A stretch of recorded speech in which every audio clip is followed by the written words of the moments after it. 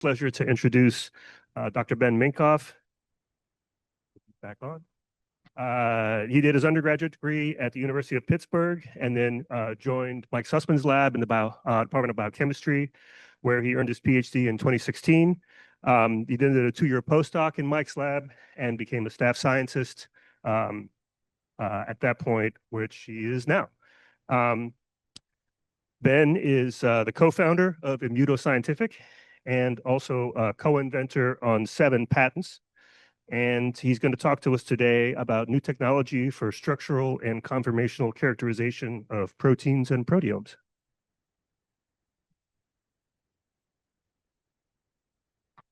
Check, check, check. Hear me in the back? All right, cool. So let's get going. So yes, my name is Ben. I'm a scientist in Mike's lab. I've been here about 16 years, and I've known the Gregs like the entire time I've been here, which is really cool, really fun to have been working with them this entire time. So before I start, like Greg said, I do have to disclose that I'm a founder and shareholder of a local and Boston-based company called Immunoscientific. I believe they're seeking to commercialize similar technologies, but what they're doing is proprietary, and I do not know what they're doing. And so I would encourage you, if you're interested, to look them up on the internet. That said, the title of my talk, From Protein to Proteome, proteome-wide conformational analysis. So the sort of key star actor here is this little molecule right here, lysine propargyl amide. And for the past 10 years or so in Mike's lab, we've been interested in structural mass spectrometry. So what I want to talk to you guys about today is structural proteomics, the methods that exist to do structural proteomics, and sort of within that context and where the field was a few years ago when we started thinking about proteome-wide structural stuff, the background design and development of the probe that we are co-opting for this and using. I'll talk about a couple of case study examples using our probe to interrogate biological systems. I've got a longer story, I've got a shorter story, and then I'll talk about the future. So let's get going. What even is the field of structural mass spec or proteomics? I assume most people listening in or in the audience are somewhat familiar with mass spec in general, right? But structural mass spec stands a little bit apart from basic bottom-up, data-dependent acquisition, stuff like that. In that, the definition I'm going to use here is that methods that fall under that umbrella seek to identify changes in protein folding or structure in solution caused by some sort of perturbation, stimulation, addition, subtraction of a binding partner, stuff like that. There are people that are using structural mass spec techniques for a priori, like protein structural determination, detection, using it to constrain algorithms to predict structures. But for the purpose of this talk, this is how I want to define it. I want to focus on this part. Really, at its base, we're trying to figure out how proteins change their shape with some stimulus in solution. And in comparison to classic canonical structural protein techniques like cryo-electron microscopy, X-ray crystallography, nuclear magnetic resonance spectroscopy, with mass spectrometry, pure and highly concentrated protein is not a requirement for sample analysis. There's no real size limitations. You generally end up digesting protein down to tryptic peptides, and as a result, you have a relatively uniform type of analyte to look at on the mass spec. And interestingly, like NMR, measurements, assays, labeling are generally performed on proteins in solution. So what you're capturing, rather than like a solid state or a crystalline lattice or something, is a population average of a protein or proteins as they're breathing, as they're moving, as they're sort of living in a native structured solution. There are a lot of questions you can ask and a lot of systems you can interrogate with structural mass spec techniques. And this is a beautiful image from a review paper in 2025. You can sort of group them into like 2 different categories, one of which being the interaction of a protein with a secondary partner. So here we have protein, a drug, a small molecule, a drug candidate, nucleic acids or lipids, or sort of a protein as it exists on its own or in aggregate with itself. So, stoichiometry of a complex with the protein, aggregation by way of unfolding, or actually unfolding itself, right? So there are many methods that you can actually use to do this, but the readout at the end of the day is always mass spectrometry, hence structural mass spec or proteomics. So we're an omics field, right? Mass spec, generally proteomics, omics field. So we love our acronyms, don't we, folks, right? And so there's tons of them. And I actually want to go through some of these. Specifically, I'll start up here because I want people listening to think about how they might use some of these existing techniques to analyze their systems of interest. And, plug for the Biotech Center and the core here, they have the ability to analyze the vast majority of samples that you generate with these techniques. So please keep that in mind as we go through the talk. So affinity purification or co-immunoprecipitation mass spec, you've got a protein of interest, this bait, you put an affinity tag on it or you raise an antibody against it, you pull it out of a native solution, some proteins come down with it. You do the right type of background and controls, some proteins come down without it. You subtract out the background, you get a list of candidate interacting proteins. Proximity labeling mass spec, and I think the most widely used at this point, or at least the most widely known, is turbo ID. You tag your protein of interest with an enzyme that when you give a cell biotin and ATP, it will biotinylate proteins within a 10 nanometer radius of it. You lyse the cells, you do general streptavidin or netravidin, what have you, based enrichment. You digest it, you shoot it on the mass spec, and by identifying labeled proteins that were in close proximity of your protein, you have candidate interacting and close proximity proteins. So hence proximity labeling mass spec. Cross-linking mass spec is generally used right now for like two proteins interacting in solution. You've got these covalent modifying groups on the end of like a double-ended cross-linker, so-called. Here it's NHS ester chemistry, so you're hitting lysines. You mix your proteins in solution with the cross-linker, you form covalent linkages between the two proteins, you digest it down to tryptic peptides as you would with any standard mass spec experiment, and you try to find these dipeptides that exist between your two proteins of interest on the mass spec. When you do that and you deconvolute this data, you can make an inference about what regions of your proteins might be involved in interaction.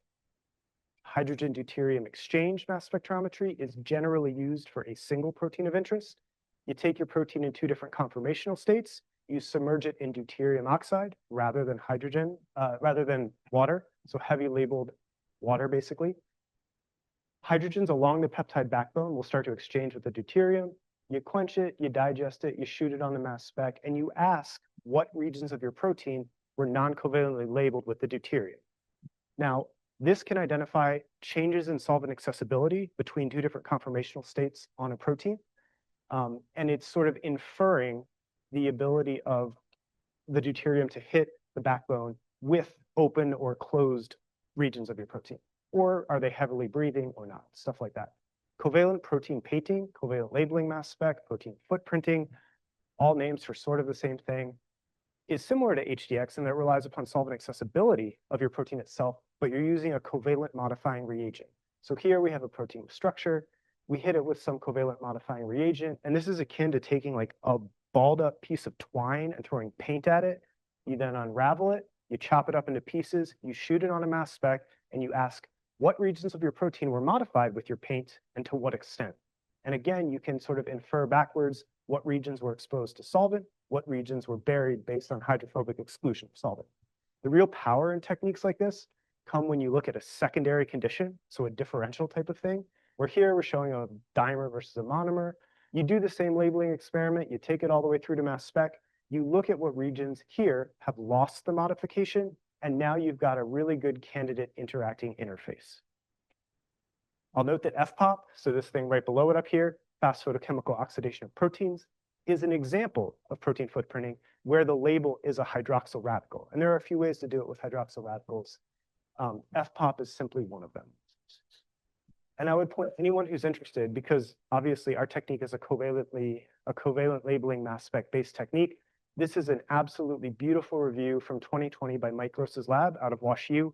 It is still like the authoritative review on this type of chemistry, experiments, the history, the background, how they're performed, what they can do.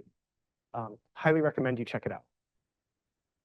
So that was only a few of them. There's a couple of these that I'm not going to talk about at all. These two, top-down mass spec and native, only because they require specialized instrumentation and they do require intact pure protein. So we're going to take those off the list. And we're going to start talking about whole proteome interrogation. All those examples I just showed you, which do have value for analyzing systems of interest, are nonetheless sort of, they're limited to single proteins and their binding partners at this stage. So HDXMS and top-down and native cannot do whole proteome analysis. The data that you generate from HDXMS is just, it's just too complicated to do anything more than a protein or two in solution. It's also non-covalent, and you deal with like back exchange with hydrogens and everything. It's just kind of a mess when you try to get complicated with it. I want to further specify and ask which of these techniques can do whole proteome unbiased interrogation. And what do I mean by that? What I mean is with affinity purification, for example, affinity purification, co-IP, proximity labeling, you are fundamentally biasing the question that you're asking by picking a target up front.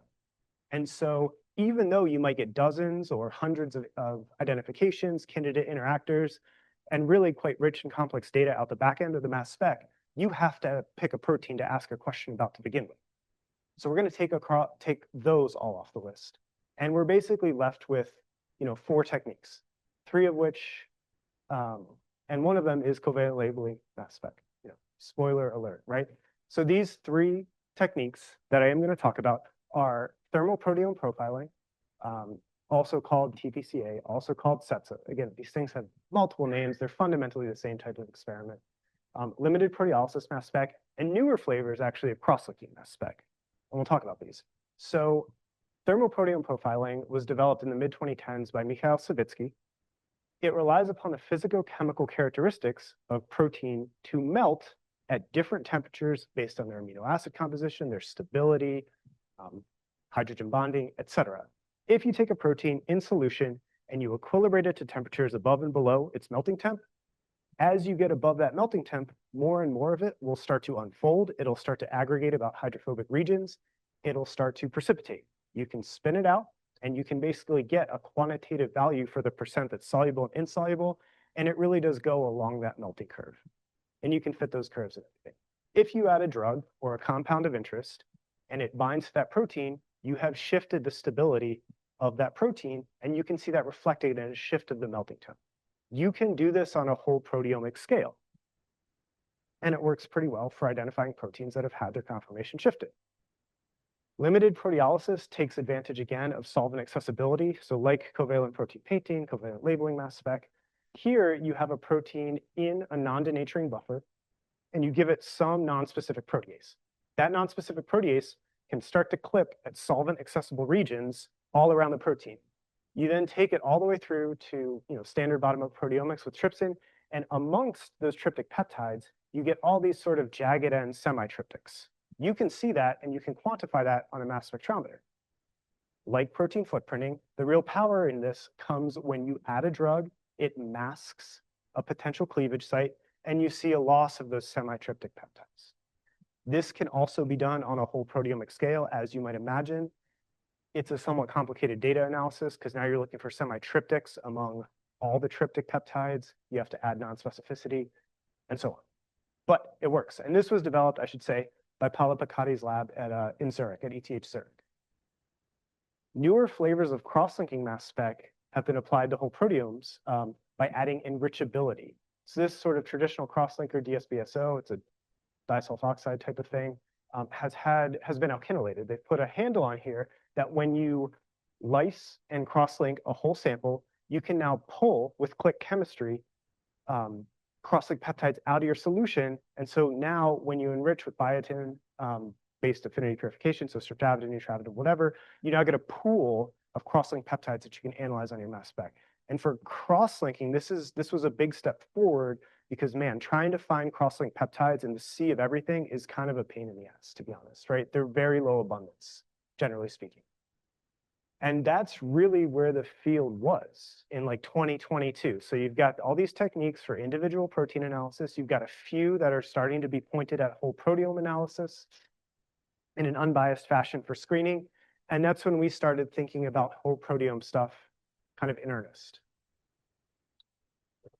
And at the time, and I guess still, but at the time, the Sussman lab has had experience with a lot of these methods. We've been in the structural proteomics game for like a solid 10 years plus. So we've tried a lot of these, whether in our hands or through collaborators' hands, including all of the ones for whole proteome unbiased interrogation.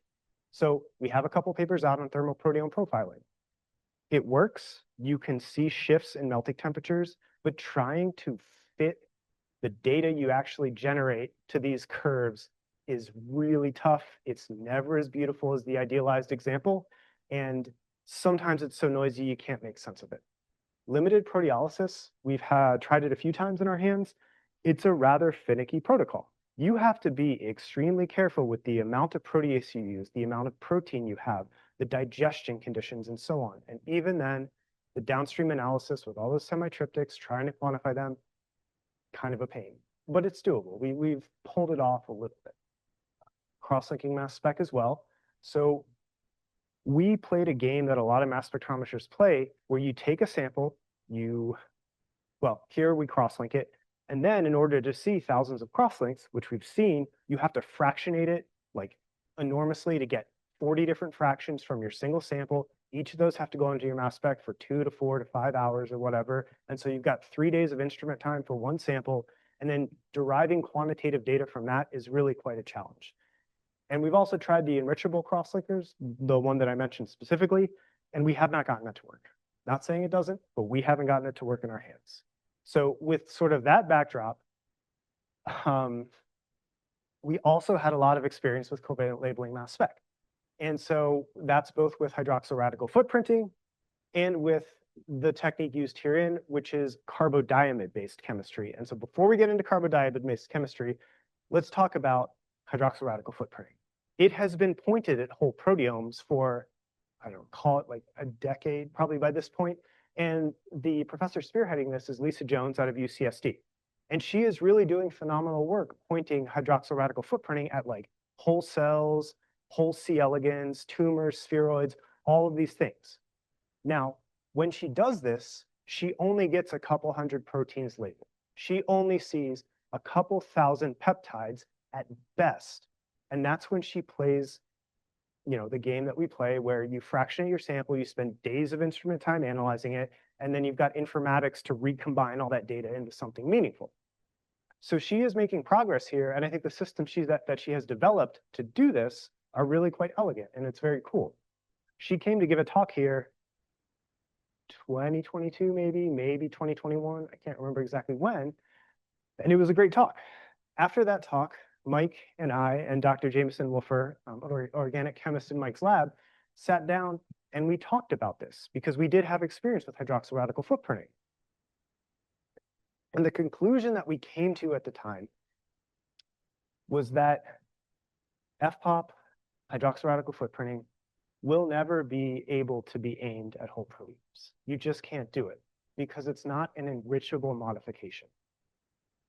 The same thing is true of the cross-linking that I talked about a few slides ago. It's the same issue.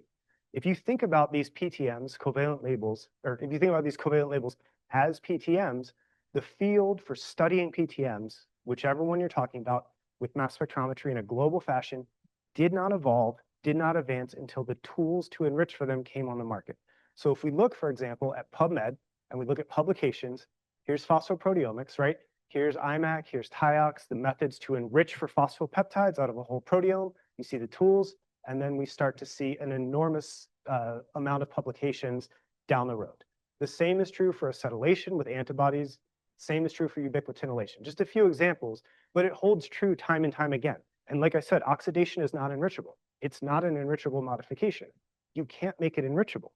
And hydroxyl radical footprinting puts on more than just classical oxidation as well. So we saw that there was this like hurdle, this wall that this technique that is quite good is running into. And so if we weren't going to do this with hydroxyl radicals, we're going to do it with carbodiamide-based labeling, which we did in these two papers. So we've used it to study pure protein systems. Here's a paper from Dr. Pelou, a postdoc in Mike's lab in the late 2010s now, where she used carbodiamide labeling to look at peptide hormone interacting with its native receptor. And here's a more recent paper from Dr. Matt Blackburn out of Mike's lab, looking at interaction of inhibitors basically with a plasma membrane protein that would lock it into different conformational states. And so this is the other sort of covalent labeling technique that Mike's lab had a lot of experience with. Here's how it works. It's a relatively well-established protein footprinter, carbodiamide labeling itself. So here's an example. This is the traditional one, 1-ethyl 3,3-dimethyl aminopropyl carbodiamide. I'm going to call it EDC, right? it will react with carboxylic acids. So importantly, aspartates, glutamates, protein C-termini. When it does this, it generates a rather unstable O-acyl isourea intermediate in the presence of an amine. So this is the classic one, glycine ethyl ester. It will form a mostly stable sort of final product here of plus 85 Daltons. And again, this has been well benchmarked as a protein footprinter. It footprints proteins in a solvent accessible fashion. Sort of the issue, one of the issues with this is that it collapses via hydrolysis to this plus 57 adduct. And so when you're trying to quantify this on a mass spec, you have two different modifications to look at. It just makes it a little tough. And it's also not enrichable, right? So our idea was to take this system and basically make it an enrichable protein footprinter. So we did that. Dr. Jameson Wolfer, like I said, an organic chemist who was previously with Mike's lab, identified a number of clickable amines that we could use here and a number of carbodiamides that were worth screening, sort of alongside each other. We looked at BSA, we looked at like an Arabidopsis lysate just to get an idea. And I encourage you to look this paper up. It goes over the whole process of vetting, benchmarking, and so on. And what we ended up with from this paper was this system. So instead of modifying aspen glues with GEE, where we get this, semi-stable product that collapses via hydrolysis, we're now modifying them with GPA, glycine propargyl amide. The chemistry is virtually identical. We've benchmarked this with BSA. And what we get is this non-hydrolyzable adduct with a handle on it, a clickable handle. There's an alkyne for standard clicking and enrichment. The reagent that we use to do that, this was also benchmarked, screened, optimized in the paper, is this one. We've done a lot of click chemistry in Mike's lab at this point, and this has worked like time and time again for us. Highly recommend it.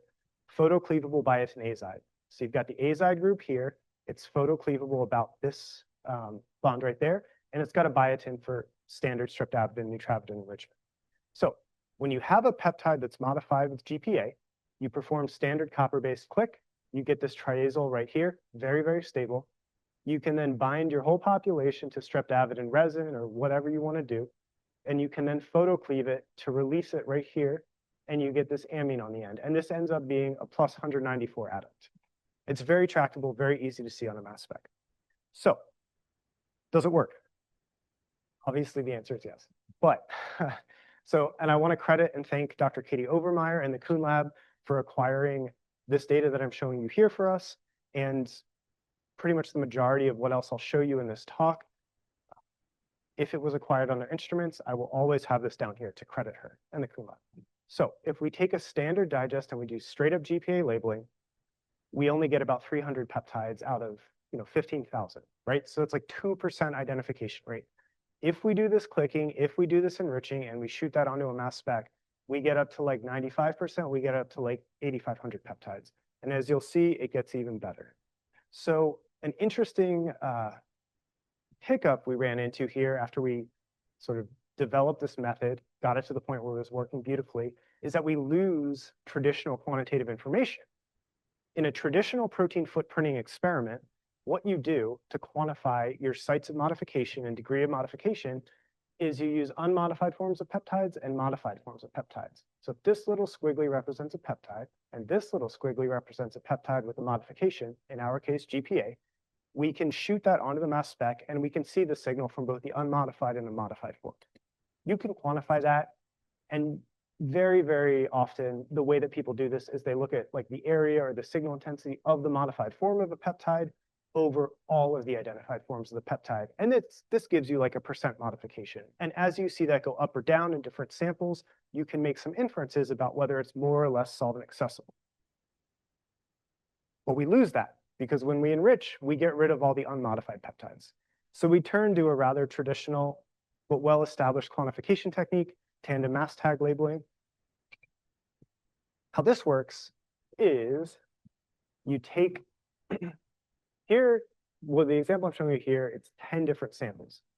If we were to treat 5 of these samples with some sort of stimulus and not treat the others or mock treat the others, then GPA label them, digest it down to peptides. What you can do with these reagents is basically barcode your samples. So now you can label each one independently with one of these 10 tags, combine them together, you put it on the mass spec, and in some of the fragment ion spectra, or MSMS or MS2, if that means anything to you, Basically, you get relative quantitative data from each version of that peptide from each of those samples. So if there's a structural change and the GPA labeling increases twofold, you'll see it reflected here as part of them will be twofold higher than the rest.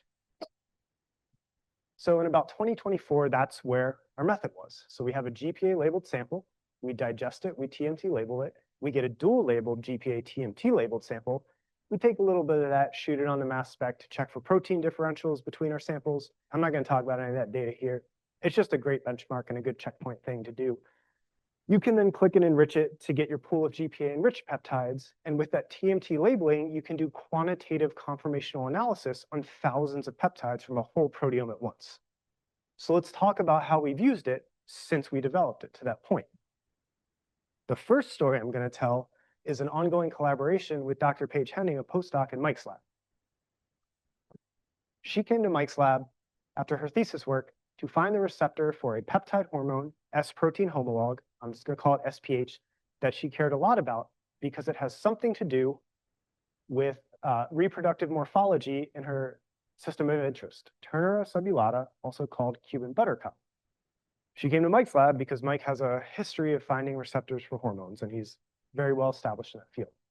So she found that type of hormone in this system. All I'm showing you here is that there are a number of these hormones. This is Arabidopsis and poppy down here. The only system with which these hormones have been studied in any detail is poppy. There's one receptor, and that receptor has no homology, no nothing to any protein in any plant system anywhere else. So virtually nothing is known about this system. So Paige came to our lab to find the receptor. What she did first was she made recombinant hormone, and then she tested it with Arabidopsis in root assays and shoot assays. And it inhibits growth in both of those conditions. So boom, you can see it pretty clearly. Importantly, to us, this meant that there was a receptor in Arabidopsis and we were going to find it, right? So doing co-IP mass spec, call back to that like image way up above, you could do this to find a receptor for a thing you care about. She generated a list of candidate and interactors. She ordered single mutant knockouts for a lot of them. And what she found was a couple of proteins were insensitive to these phenotypes, these inhibitory phenotypes. Two of the members, AP1 and 2, were in the same family. And we're not going to talk about this AS5 one, but it was also insensitive. So this is all related to the Wharf-owned patent pending bioherbicide project. I would highly recommend you take a look at that. It's probably in a press release on Wharf's website. Paige is spearheading that in our lab. She recently won a Boyer Award from the Department of Biochemistry, and the talk that she gave, which goes into much more detail about this system and how she got here, is cataloged on YouTube. Highly recommend it if you're interested. So we've got this system where two independent knockouts are resistant to this hormone.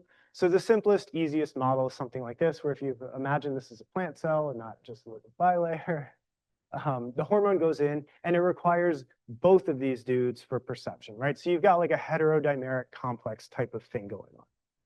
So how have we actually used GPA to study this? First, we did a classic labeling experiment, where in this case, up above, we have the recombinant receptor by itself. Down here, we have receptor plus hormone. We did GPA labeling in both cases.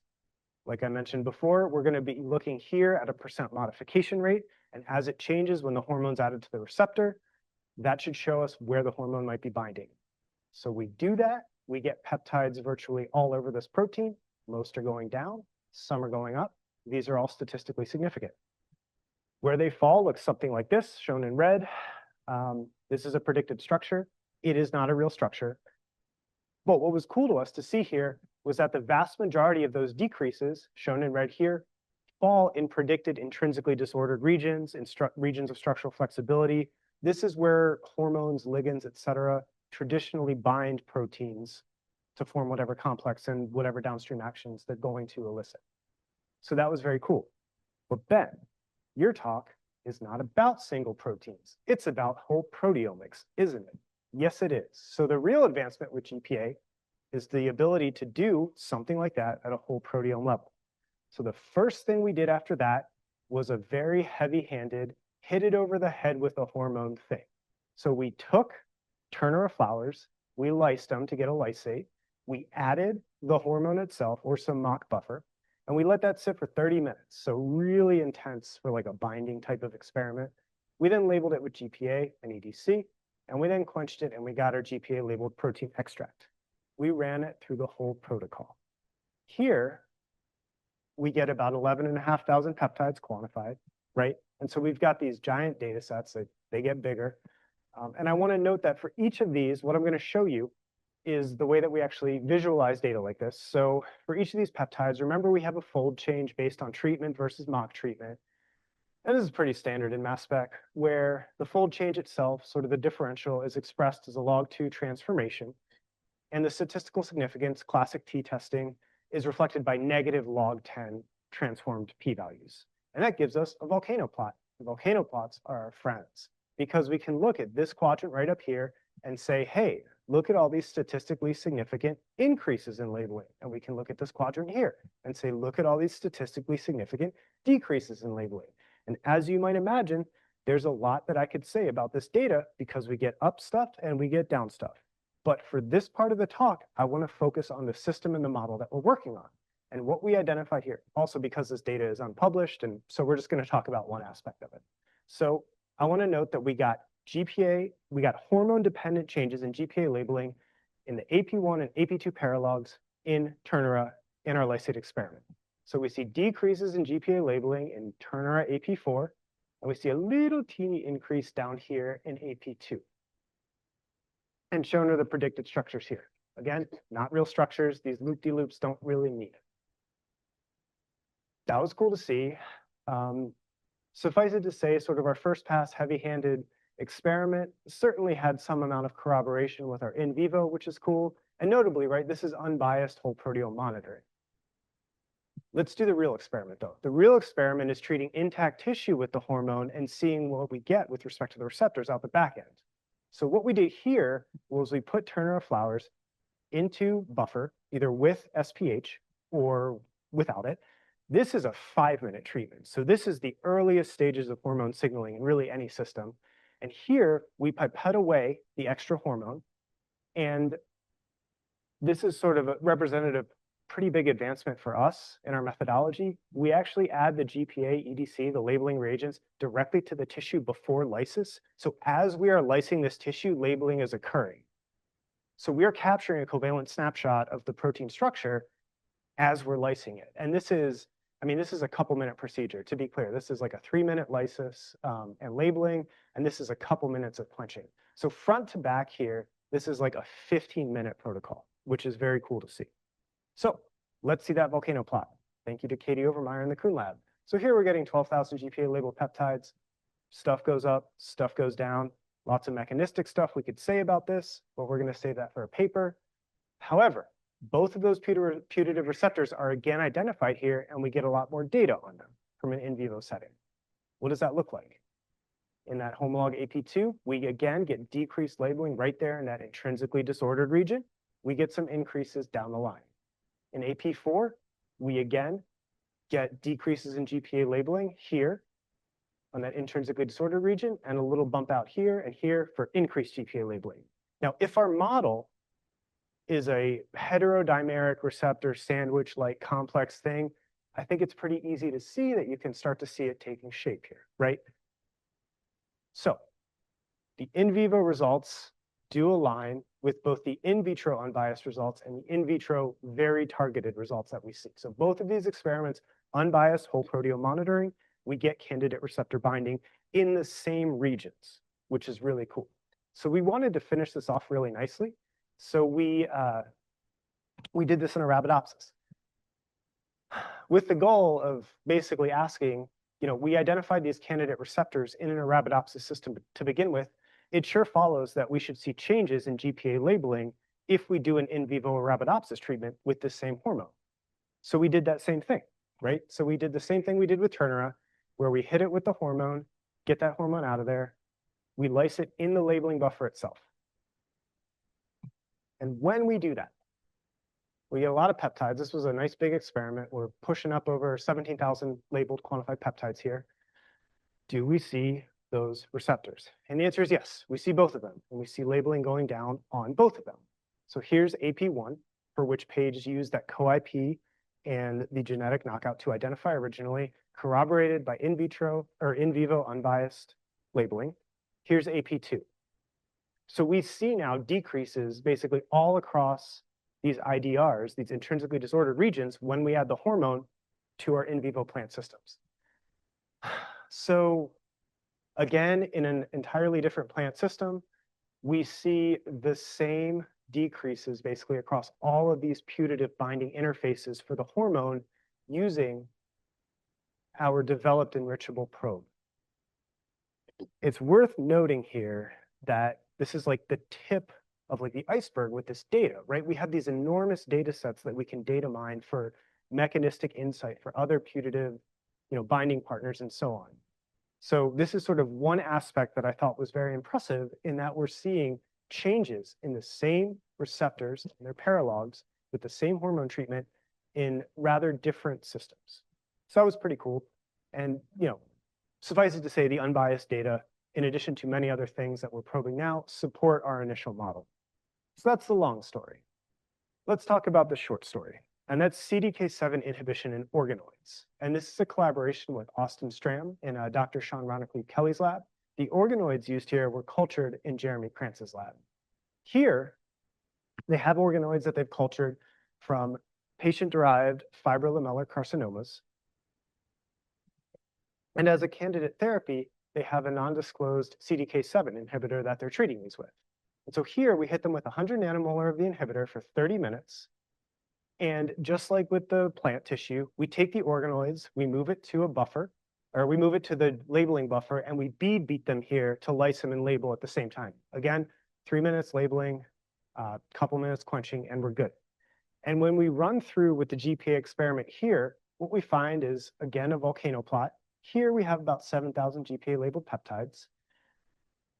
And rather than taking sort of a focused view like I did with those plant experiments, I want to open it up to sort of like the other side of proteomics here, where when you have these omics data sets, you can start to ask questions about biological processes and enriched protein groupings and so on. And when we do that with the GPA labeled data here, what we see is RNA processing, which is definitely a downstream thing that happens with CDK7 inhibition. So CDK7 inhibition causes changes in RNA polymerase, phosphorylation, so transcription gets messed up, translation gets messed up, RNA processing gets messed up. And it's very cool to see that reflected. So this is a 30-minute treatment, so it's downstream enough that it sort of lines up biologically. And interestingly, we see all of these same family members changing GPA labeling, which is cool in our sort of enriched data set, little data set here. So I want to talk about now toward the future. So what I've talked about now is our GPA peptides, right? So sometime along the road, we realized that as we were depleting our samples of GPA peptides to analyze on the mass spectrometer, we were left with like milligrams of proteins that were already barcoded, already treated, already labeled. And so what we started to do was we started to take that flow through and actually phospho-enrich to get paired phosphoproteomic data sets from these samples.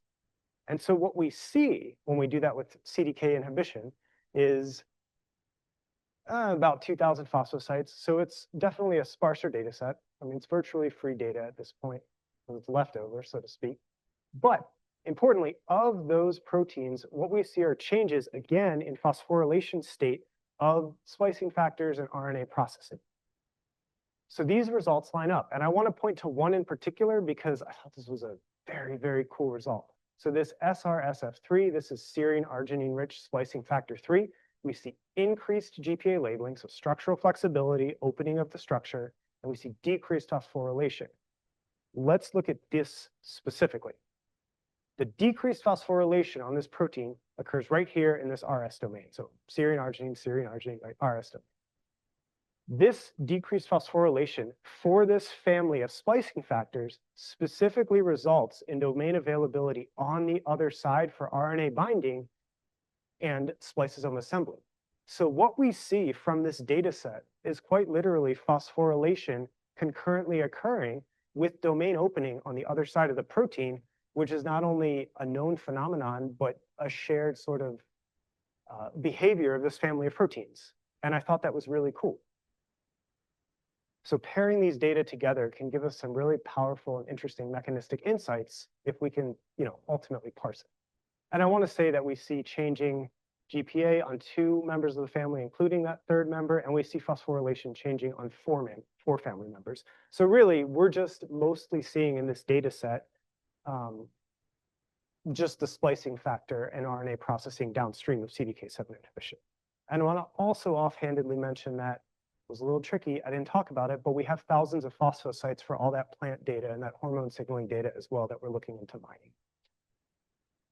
So yeah, the summary thus far. So there's 2 little case studies. We believe that GPA labeling enables unbiased proteome-wide interrogation of structural biology. We think we've corroborated that with plant cells and organoids. We do have some cell culture data that I didn't really have time to put in here, but it works quite well in cell cultures as well. And I think sort of looking towards the future with some of these methods, pairing GPA data, sort of this new type of omics data that mass spec can generate with phosphorylation data is promising for sort of a fuller mechanistic understanding of signaling and what's really going on. When you perturb a cell, give it a drug, something like that. And the beauty is really truly pairing it. It is perfectly paired as we have it. So what's next? Looking towards the future, it's not very hard to see that this type of stuff can be used for structural screening for drug and drug target discovery. There's a somewhat new field of looking for disease state specific conformations of protein, where if a disease causes unfolding or new folding of a protein and exposes a new surface, you now have a target that's disease specific, right? And you can't hit otherwise. So this is really kind of like a gold ring with respect to drug target discovery. And I mean, we're sort of set up to be doing this in a high throughput, like screening fashion. So it's pretty cool to see that and think about that as a potential application.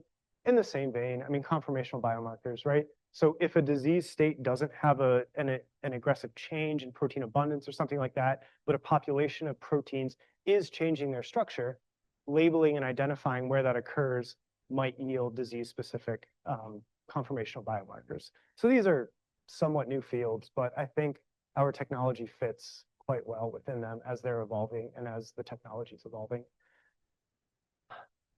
Oh yeah, so the big caveat to GPA labeling is that it only hits aspartates and glutamates, right? But there's like 20 amino acids out there. We only hit 2 of them. And so we have identified reagents to label much larger subsets of the amino acids. And here's a plug for our lab. We don't have an organic chemist to synthesize them for us. So if you are an organic chemist and you're watching this and you want to collaborate, please get in touch with me.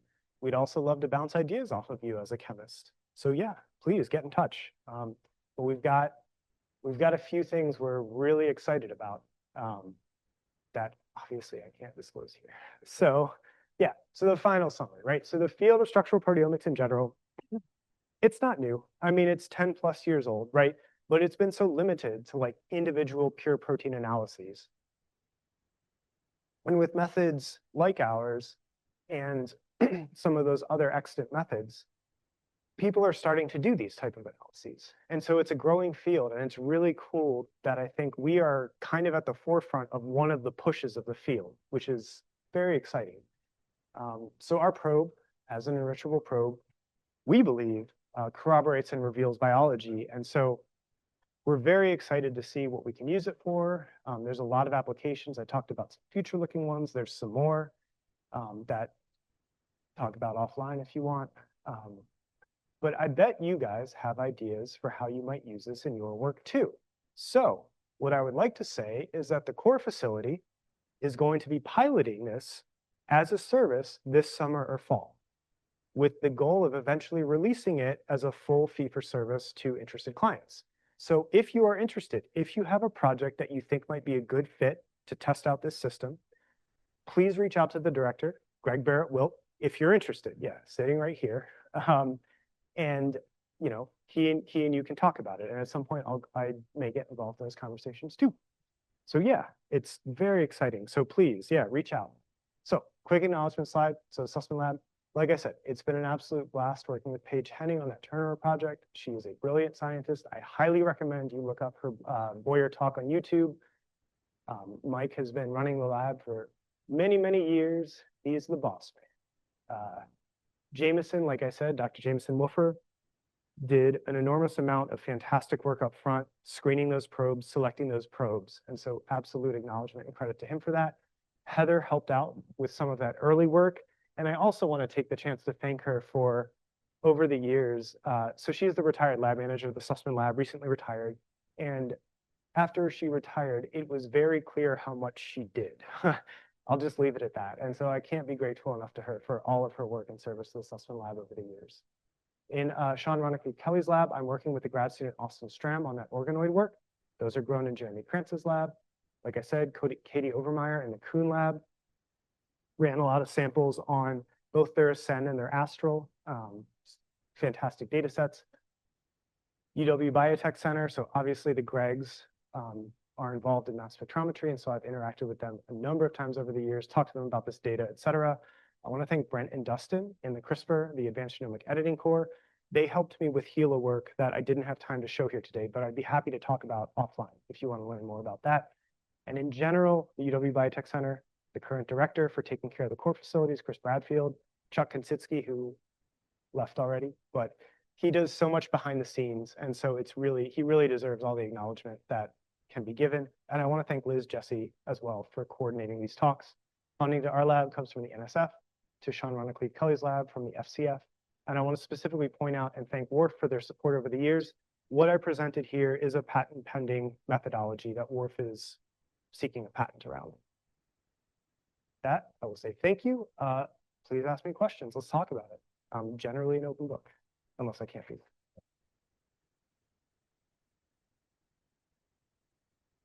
You got the thingy, right? All right, that was fantastic. Thank you. Since I have the microphone, I get to ask the first question. Sure. Yeah, let's do it. One of the things that I was wondering about was in your whole Arabidopsis and your whole Turner flower data sets, how do you interpret the very large number of ups and downs that are significant?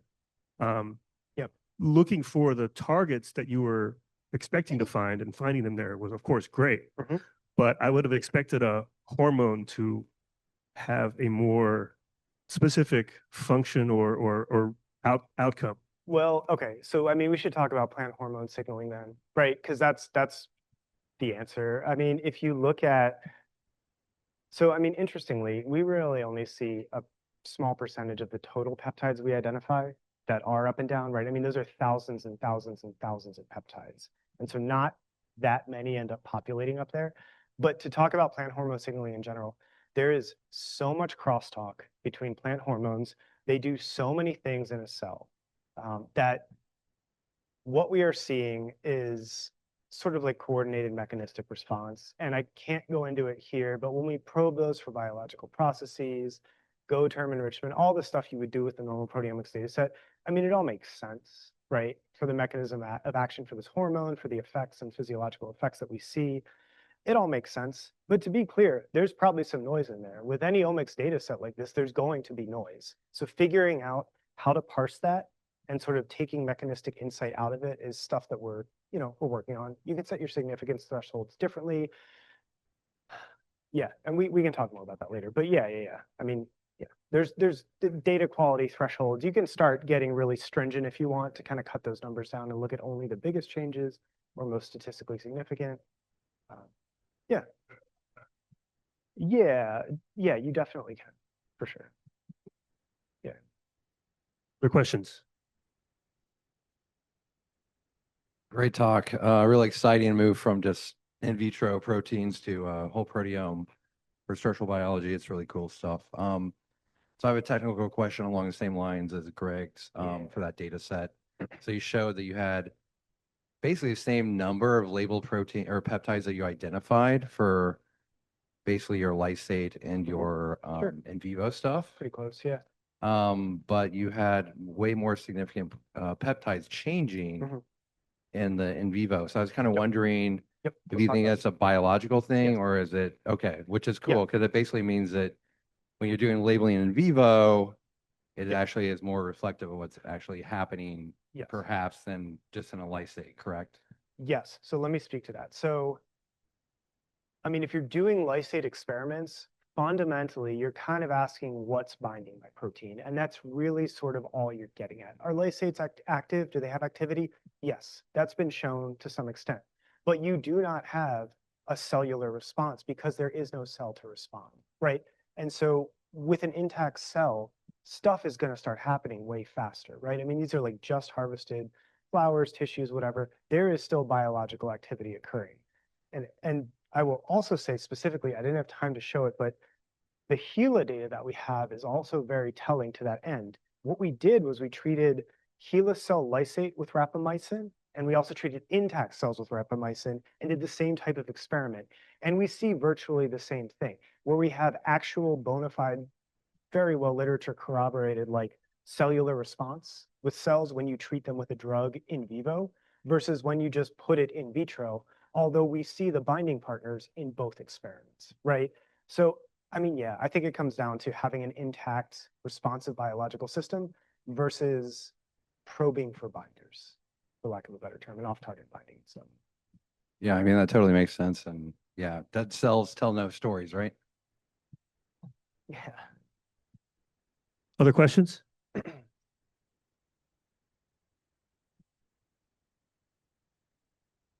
Cool.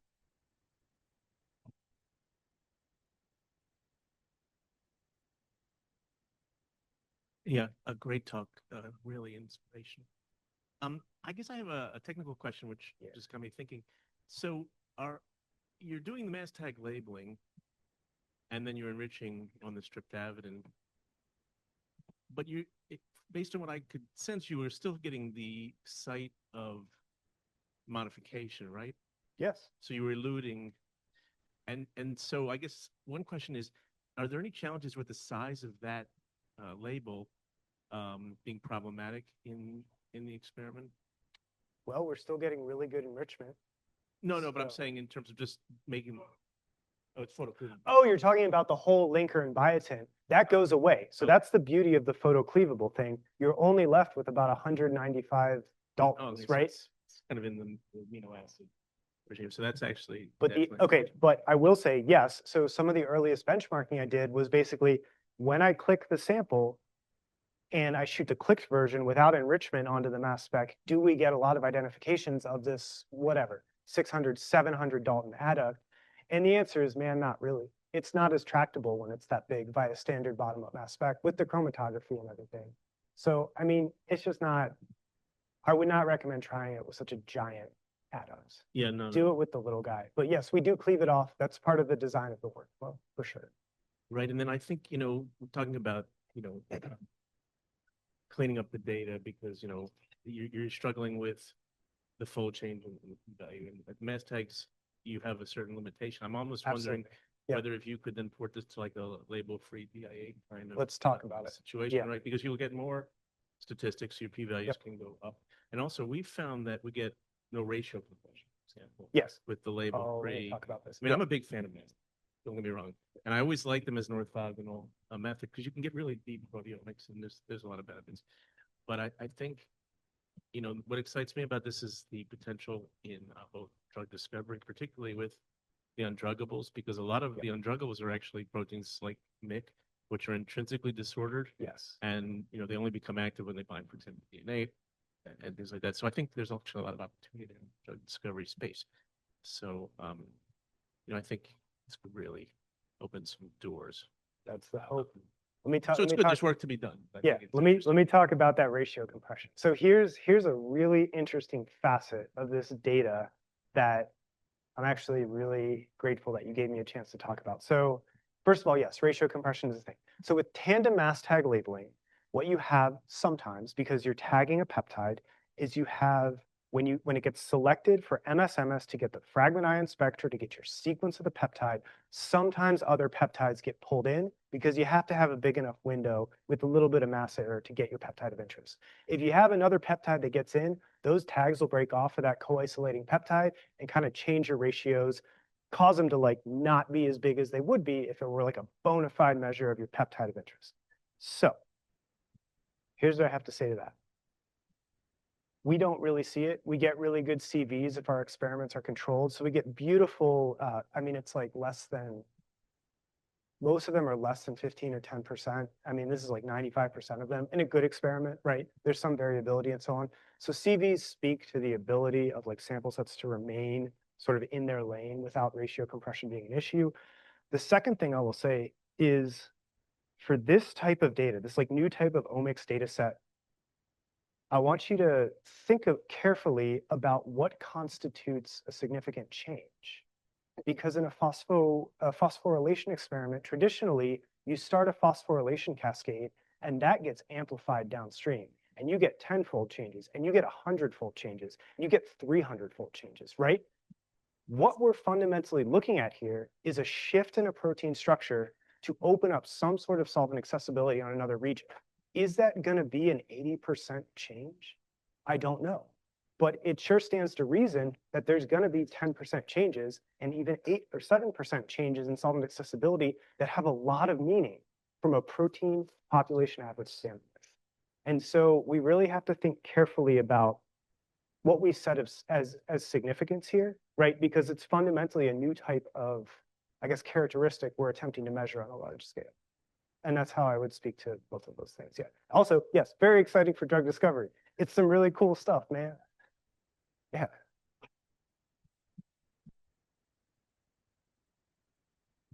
Mm-hmm.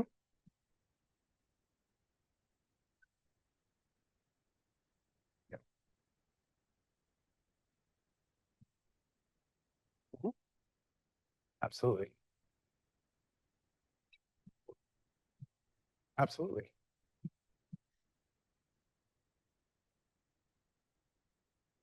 Yes.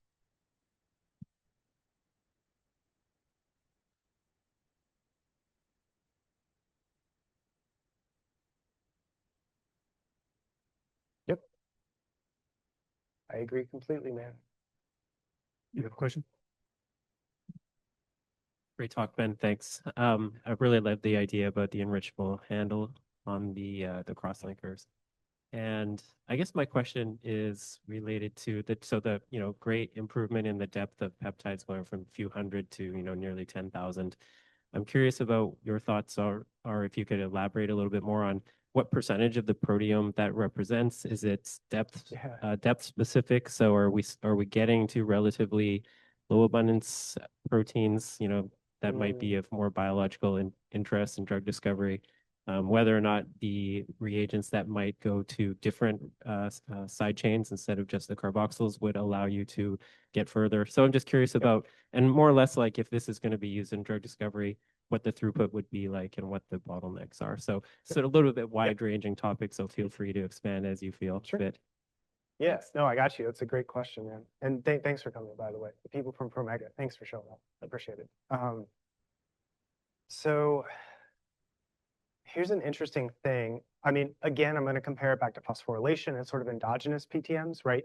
Where they aren't intrinsically biased by their nature towards more abundant proteins. The most phosphorylated protein in your proteome could be one of the lowest abundance ones. But here, we are intrinsically biased with our data in some sense to the more abundant proteins. Because what you have is a generally, call it equally reactive probe for aspartates and glutamates that is being tested against every protein in your proteome, right? And so if a protein is 1,000-fold more abundant than a second protein, your chances of having it labeled are simply that much higher, right? To some extent. Obviously, these things have different affinities. They have different labeling rates based on amino acid composition of that little stretch around that arginine. But suffice it to say, we're sort of biased by the same limitations that mass spec has in general here, right? So hence enrichment being so useful. Yeah, I mean, I think we're sort of hitting a cap here where we're pushing like 17,000 peptides, right, in that experiment. So it's interesting you mentioned that. So there's a few things to say. First, there was actually a really good paper by someone who wrote one of those reviews about the carbodiamide labeling that came out 2024 that specifically says with labels like this, where it's sort of reactive with the side chain, it's like a sort of nucleophile, electrophile type of thing, versus like a hydroxyl radical or something like that, it's a little bit gentler in how it reacts with protein and how it modifies protein. And so over labeling is less of an issue. So in theory, we could try jacking up the amount of reagent. We could try jacking up labeling times, or to see sort of what effect it has downstream. And there are ways to test protein durability, stability, resistance to unfolding as a result of modification that we could employ. So yeah, I mean, we could start to test that, start to push the limits of what we can modify, right? The other thing I would say, and it's pretty clear, when we get 95% enrichment, I mean, I think we're basically seeing everything that's in that sample. I mean, it sort of stands to reason, right? So it would appear then the bottleneck is like, yes, labeling, right? And alternative proteases would do something, right? Because presumably they give us access to a slightly different subset of the proteome. But I think other probes are going to be better and more informative, right? I think that's the picture we want to paint, which is probe A, probe B, probe C, probe D. You do them apart. I mean, you even combine post-TMT labeling and you enrich it all together, right? And you look for all the mods in one giant mass spec lab, right? Why not? Yeah.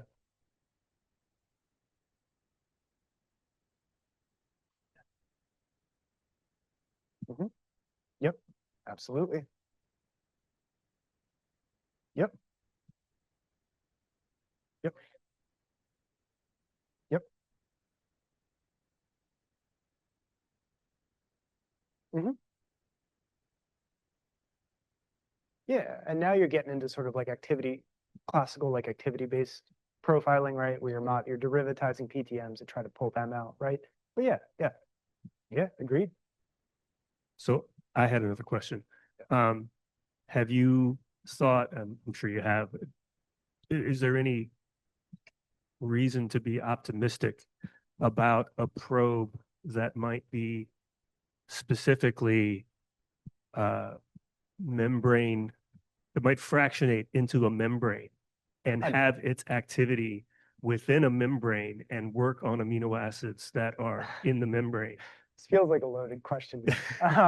So it's funny you mentioned that, right? So how many years ago now? Probably 2019, 2018. James probably knows this better than I do.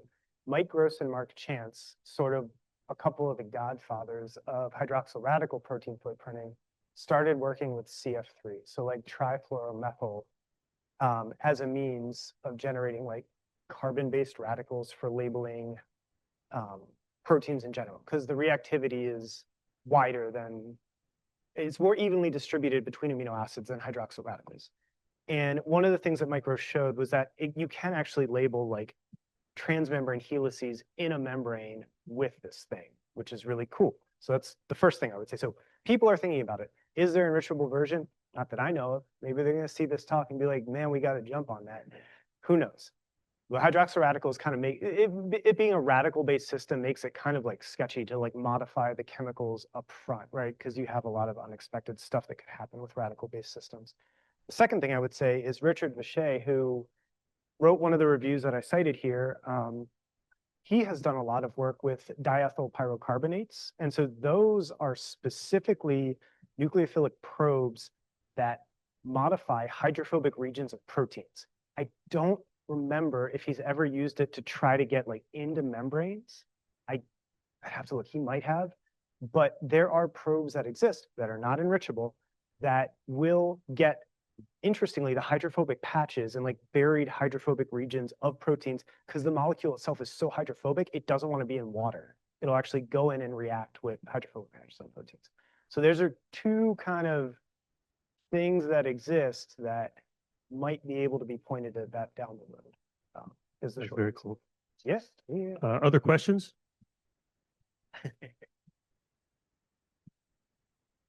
Liz, are we taking Zoom questions or? Yeah, I guess. And then you can go, Mike. Yeah. Oh yeah.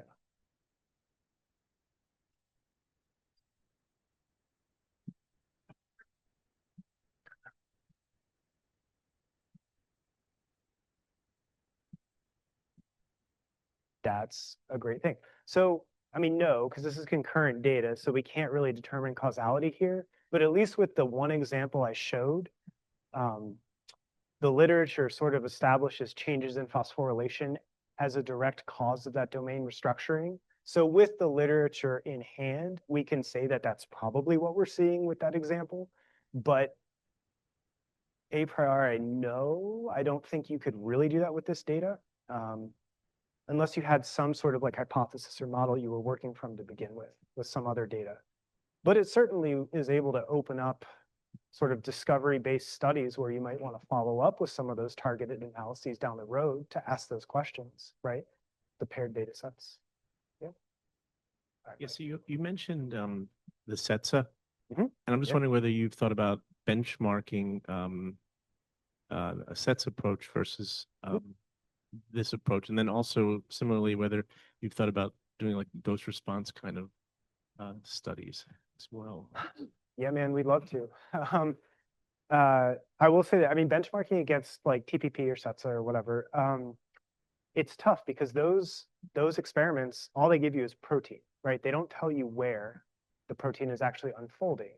Whereas here, as I showed you in like all of that receptor work with the plant receptors, the putative receptors of that hormone, we are getting localization data, right? We are seeing what we think is the putative binding areas, regions, pockets, whatever, decrease in labeling. We could benchmark it. We could do the same experiment. And all we would get out of that is it changing? Yes or no? If we get the data to fit the melting curve, right? So, I mean, have we thought about it? Not really. The only reason being that the base chemistry itself is so well established as a protein footprinter that we're kind of cool to just check it out. And the biology that we're corroborating, right? With those HeLa cells that I was talking about, the CDK7 downstream effects and like these hormones, I mean, the biology speaks for itself. I don't know if we need to benchmark it, right? Though it would be valuable perhaps to do at some point.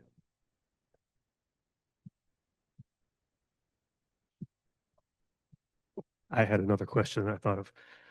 So one of the things that I see in the structure of your photocleaved tag is a whole lot of basicity.